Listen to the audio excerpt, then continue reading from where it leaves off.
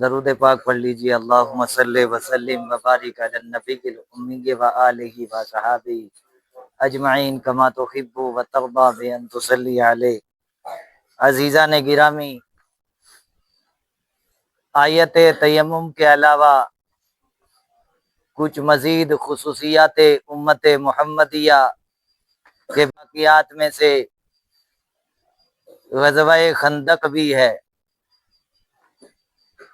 جسے غزوہ احزاب سے بھی جانا جاتا ہے، چونکہ قبیلہ بنی نذیر کی جلا وطنی کے بارے میں بتایا جا چکا ہے، اور اسی میں کا ایک فسادی یہودی ہوئی بن اخطب جلا وطنی کے بعد چند یہودیوں کو لے کر کے خیبر چلا گیا تھا، اور اس میں انتقام کی آگ بھڑکی ہوئی تھی، تو چند لوگوں کے ساتھ تو وہ مسلمانوں پر یلغار نہیں کر سکتا تھا، لہذا مکہ مکرمہ جا کر کے ابو سفیان سے ملا اور اس سے یہ درخواست کی کہ تم بھی مسلمانوں پر چڑھائی کرو اور ساتھ دو، تو ہم لوگ مل کر کے مسلمانوں کو ختم کر دیں گے۔ اس پر ابو سفیان اور دیگر مشرکین مکہ راضی ہو گئے، وہ تو چاہتے ہی تھے کہ کسی طریقے سے ختم کیا جائے۔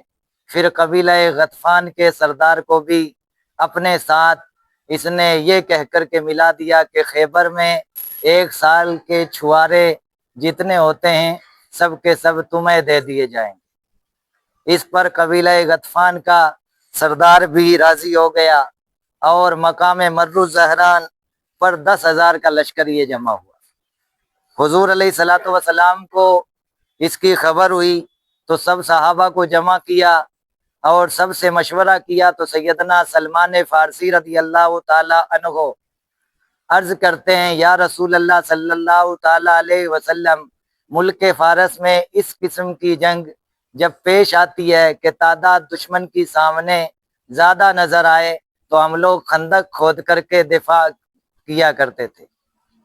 حضور علیہ الصلوۃ والسلام کو ان کا یہ مشورہ پسند آیا، اور مدینے کے ایک طرف خندق کھودی گئی، اسی لیے اس غزوہ کو غزوہ خندق سے جانا جاتا ہے۔ اور سارے کفر جو ہے مشرکین مکہ، یہود خیبر کے یہود، قبیلہ غطفان کے لوگ، یہ سارے جمع ہو گئے ایک پلیٹ فارم پر، اس لیے ان کو حزب کی جمع احزاب آتی ہے، اس لیے غزوہ احزاب کہا جاتا ہے۔ اب اسی میں حالت یہ تھی کہ حضور علیہ الصلوۃ والسلام خود پیٹ پر پتھر باندھ کر کے خندق کی کھدائی کا کام کرتے تھے، صحابہ کے بھی پیٹ پر پتھر بندھے ہوئے تھے، لیکن صحابہ حضور علیہ الصلوۃ والسلام پر اپنی جان نچھاور کرنے کو تیار رہتے تھے۔ سیدنا جابر بن عبداللہ رضی اللہ تعالی عنہ نے حضور علیہ الصلوۃ والسلام کے پیٹ پر پتھر بندھے ہوئے دیکھے تو ان سے رہا نہیں گیا، فوراً اپنے گھر گئے، اپنی بیوی سے کہا کہ جو کچھ بھی حاضر کرو کہ حضور علیہ الصلوۃ والسلام کو کھانے کے لیے دعوت دینی ہے۔ کہا 1 سا آٹا ہے، 1 سا یعنی 4 کلو 90 گرام، اتنا ہی آٹا، 4 کلو 94 گرام، اتنا آٹا ہے، اور ایک بکری کا بچہ ہے۔ انہوں نے کہا جاؤ حضور علیہ الصلوۃ والسلام کو دعوت دے دو۔ حضرت جابر رضی اللہ تعالی عنہ حضور علیہ الصلوۃ والسلام کی بارگاہ میں آئے، یا رسول اللہ صلی اللہ تعالی علیہ وسلم، آپ کی میرے گھر دعوت ہے۔ حضور علیہ الصلوۃ والسلام نے تمام صحابہ میں یہ ندا کروا دی کہ آج جابر کے گھر دعوت ہے، سب کو وہیں آنا ہے۔ حضرت جابر سے فرمایا کہ جاؤ تیاری کرو، جب تک میں نہ آؤں ہانڈی کو نہ کھولنا۔ حضور علیہ الصلوۃ والسلام تشریف لائے، سارے صحابہ آئے، ایک بار بتقاضۂ بشری دونوں میاں بیوی یعنی حضرت جابر اور ان کی بیوی پریشان ہوئے، پھر سوچا کہ جو بلا رہا ہے وہ خود ہی انتظام کرے گا۔ حضور علیہ الصلوۃ والسلام تشریف لائے، ہانڈی کو نہیں کھولا گیا۔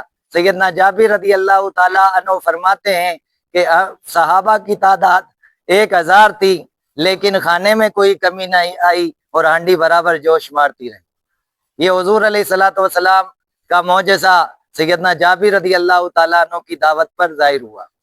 تو صحابہ نے پیٹ پر پتھر باندھے، حضور چاہتے تو ان کے لیے کھانے کے ڈھیر لگا دیتے، لیکن امت کو یہ درس دینا تھا کہ صبر و تحمل کا جو زیور ہے وہ الگ ہی شے ہے۔